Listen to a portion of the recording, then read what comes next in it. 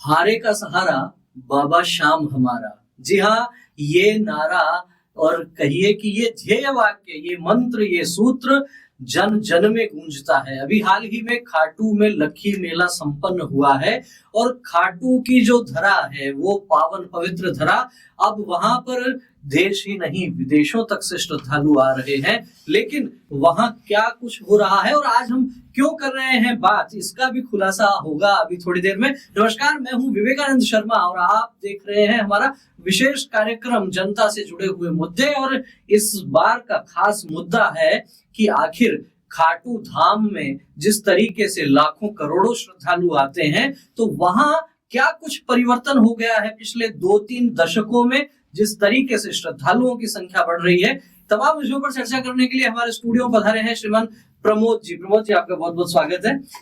प्रमोद जी शिक्षाविद हैं, सामाजिक कार्यक्रमों में लगातार सक्रिय रहते हैं और मूल रूप से खाटू श्याम जी के रहने वाले हैं। तो सबसे पहले बात ये करना चाहेंगे कि एक सीधा सा सकारात्मक पक्ष कि लाखों लोग आते हैं मेले में, और मेले में ही नहीं है, अब तो हम कहें कि शनिवार रविवार एकादशी पूर्णिमा तमाम जो विशेष अवसर होते हैं उन पर लाखों श्रद्धालु आते हैं। एक छोटा सा गांव कहिए, कस्बा भी कहना तो मुझे लगता है ठीक नहीं होगा, एक छोटा सा गांव एक दौर में था और आज जिस तरीके से जितनी गाड़ियां आती हैं, सामान्य व्यक्ति जो है खाटू का, वो किस प्रकार से प्रभावित हुआ है?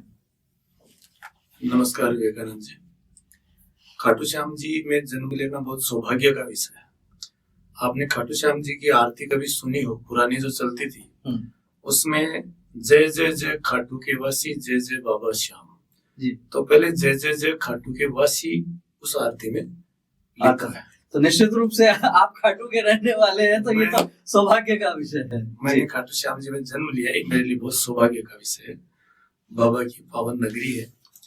और ये भी आप सही करें कि 10 साल पहले तक इतना ज्यादा वो क्राउड नहीं रहता था, लेकिन अब श्रद्धालुओं की संख्या दिन प्रतिदिन बढ़ती ही जा रही है।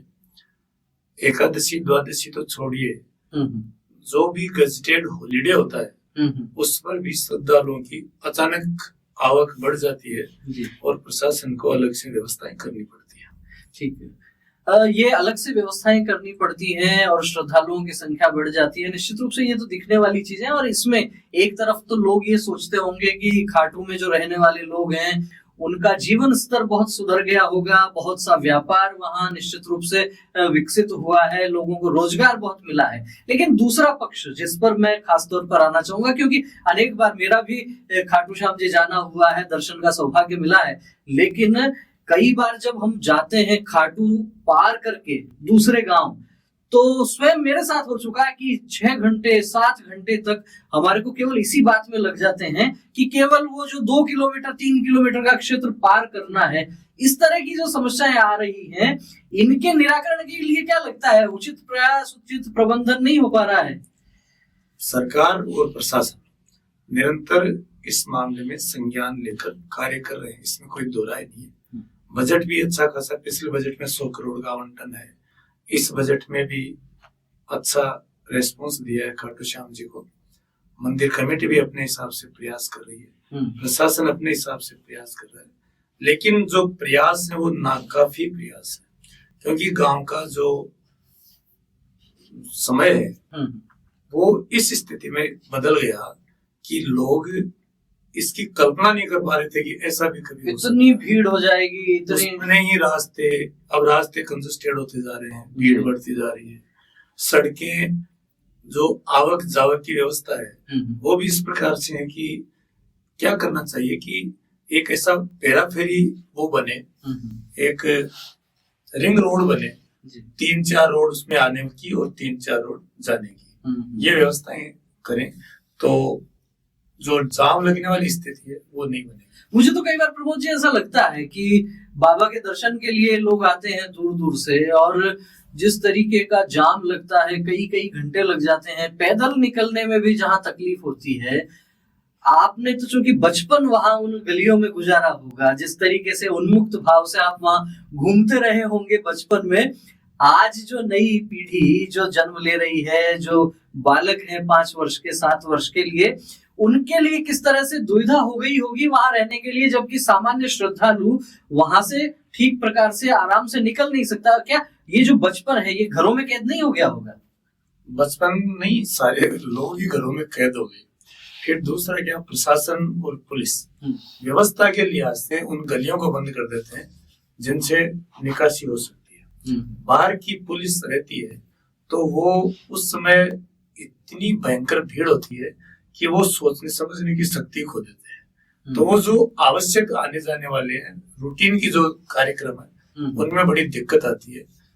15 दिन के वो जो मेले का समय है वो तो आम आदमी के लिए बड़ा खराब गुजरता है, लेकिन उसका एक बेहद सकारात्मक पक्ष है कि जो जगह आज से 20 साल पहले 10,000 रुपए की थी, आज वो जगह 1 करोड़ से ज्यादा रुपए की है। निश्चित रूप से ये तो हम स्वीकार करते हैं कि व्यापार बढ़ा है। दूसरी बात मैं बीच में बोलूं जी, दूसरी बात, व्यापार की स्थितियां ये है कि खाटू का आम आदमी व्यापार के मामले में कहीं कोई कमी नहीं है, लेकिन उसका दुष्प्रभाव भी है। इस बढ़ते व्यापार के दौर में वो अपने परिवार पर ध्यान नहीं दे पा रहा है, अपने बच्चों के संस्कारों पर ध्यान नहीं दे पा रहा है। जो अचानक बहुत ज्यादा पैसा आने लग गया वो संस्कारों की दृष्टि से, परिवार के सामंजस्य की दृष्टि से, मेल मिलाप की दृष्टि से, रिश्तों की दृष्टि से वो इसका दुष्प्रभाव है। आप ऐसे, हालांकि नारी बराबर का अधिकार रखती है, लेकिन अपनी जो संस्कृति है उसमें शादी के बाद बहनें अपना भात भरवाने के लिए, अपनी भाई से प्रेम के लिए राखी पर, इन पर ही आया जाया करती थी। लेकिन खाटू श्याम जी की स्थिति इससे इतर होती जा रही है। बहनों को भी हिस्सा चाहिए।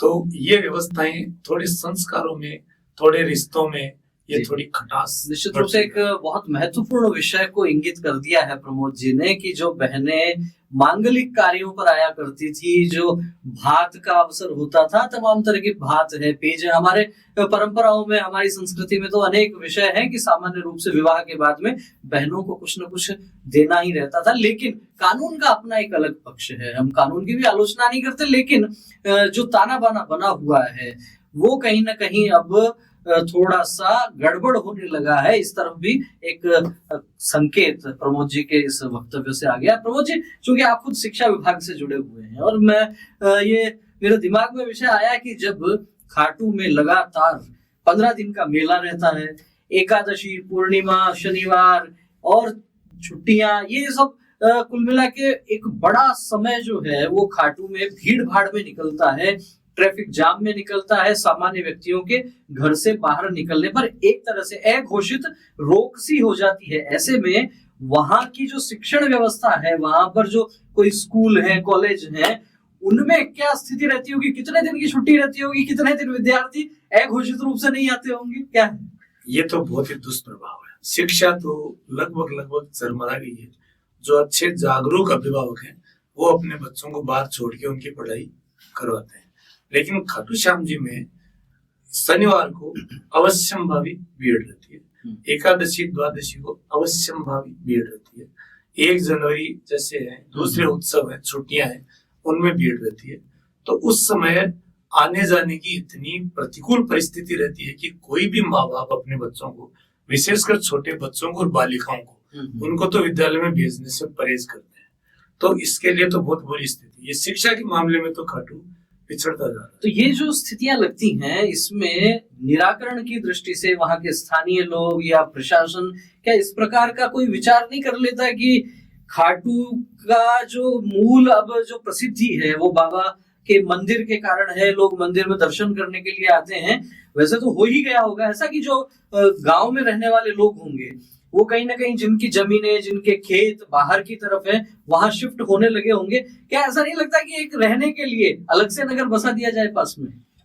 1995 में मैंने गांव की आबादी से हटकर 1.5 किलोमीटर दूर एक जगह ली थी जी। और उस जगह में जब मैंने ली थी तो मुझे बेवकूफ ऐसे लोगों ने कहा है तो बावला हो गया। अब स्थिति है कि आम आदमी जो है वो बाहर जाना चाहता है, लेकिन फिर भी जो शिक्षा की केंद्र है ये थोड़ी बाहर चले जाएंगे, इनको तो वहीं रहना है। ये तो सरकार कोई बहुत बड़ा विजन लेकर के खाटू श्याम जी के विकास के बारे में चर्चा करे और उस चर्चा में अपने स्तर पर ही चर्चा नहीं करे, आम आदमी की आवाज को सुने, आम आदमी अपनी बातें कहे। हॉस्पिटल कहाँ होना चाहिए, सरकारी जो संस्थान है वो कहाँ होने चाहिए, मंदिर के रास्ते कौन से होने चाहिए। हमारा थोड़ा सा दुर्भाग्य रहा कि जो कृष्णा सर्किट में 96 करोड़ रुपए आए थे जी, वो कृष्णा सर्किट में आए हुए 96 करोड़ रुपए यदि किसी विजन से लगते तो विवेकानंद जी, खाटू श्याम जी की स्थिति बहुत ही अलग होती। जैसे ये गोगामेडी में पेनोरमा बना और दूसरी जगह पेनोरमा बने हैं, उन पेनोरमा के पर उनको देख करके यदि खाटू का अपन वो करें तुलना, तो खाटू उनसे बहुत पिछड़ा हुआ है। ऐसा प्रयास होता उस समय जो इसके कर्ता धर्ता थे, यदि वो निर्णय लेकर इस कृष्णा सर्किट योजना में अच्छा काम कर देते तो खाटू श्याम जी की स्थिति आज भी दूसरी होती। फिर भी जैसे 100 करोड़ रुपए पिछले बजट में दिए हैं, इस बजट में भी खाटू श्याम जी को बहुत कुछ मिला है। तो सरकार को अपने स्तर पर मंदिर कमेटी हो, चाहे ग्रामवासी हो, स्थानीय प्रशासन हो, सबसे मिलकर के एक बड़ी योजना बनाकर वृहद स्तर पर और इसका कार्य करना चाहिए। निश्चित रूप से जन जन के आराध्य हैं बाबा श्याम, और वहां जो लाखों करोड़ों श्रद्धालु आते हैं उनको भी दर्शन सुगमता से हो और वहां के स्थानीय निवासियों को भी कोई तकलीफ नहीं हो। इस हेतु तो प्रशासन को, सरकार को कोई बड़े कदम उठाने पड़ेंगे। हो सकता है कुछ अच्छा करने के लिए कई बार कठोर कदम भी उठाने पड़ते हैं। ऐसे में स्थानीय निवासियों को विश्वास में लेकर मंदिर की जो कमेटी है उनके प्रतिनिधियों को साथ में लेके कोई इस तरह की योजना यदि बड़े स्तर पर बनती है कि नगर यदि दूसरी जगह आसपास में कहीं बसाने की तैयारी हो जाए, कोई बड़ी भूमि सरकार जो है वो अवाप्त करके और कोई बड़ी योजना इस प्रकार की बनाए जो तर्क संगत भी हो, कुल मिला के जिससे बाबा श्याम के दर्शन सुगम हो सके और स्थानीय निवासियों को भी तकलीफ नहीं हो, कोई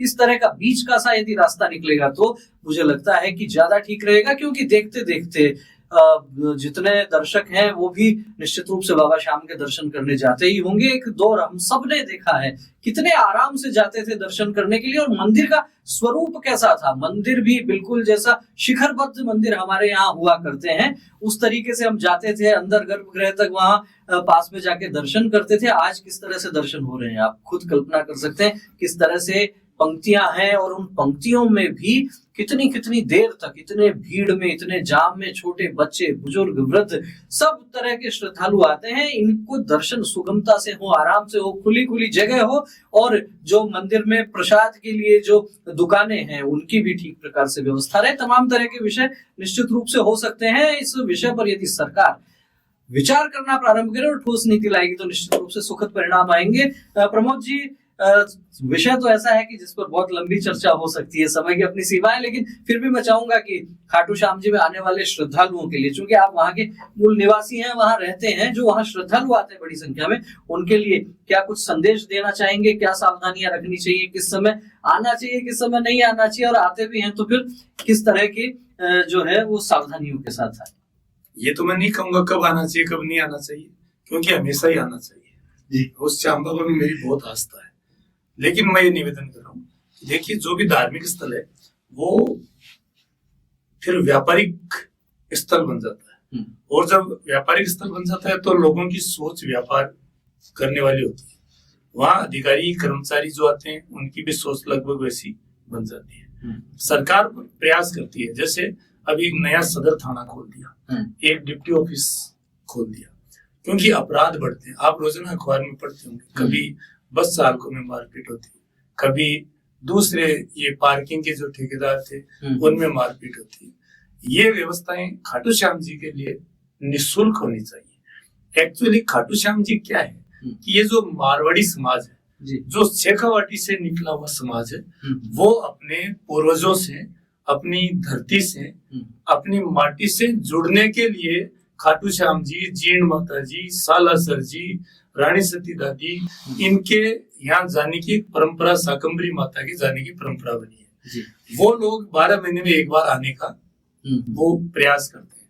उन्हें यदि वहाँ ऑब्स्टेकल्स मिलते हैं, बाधाएं मिलती हैं, दर्शनों में दिक्कतें आती हैं, उन्हें थोड़ा लोग इस तरीके से देखते हैं कि इनसे जितना वसूल कर सकते हैं कर लें, तो इसलिए फिर वो थोड़ा सा उनका भाव कम होता है। मेरा तो सरकार, प्रशासन, स्थानीय निवासी, मंदिर कमेटी हमेशा एक ही आग्रह रहता है कि आने वाले श्रद्धालुओं के लिए आप ज्यादा से ज्यादा समर्पित रहें और उन्हें सुविधाएं प्रदान करें।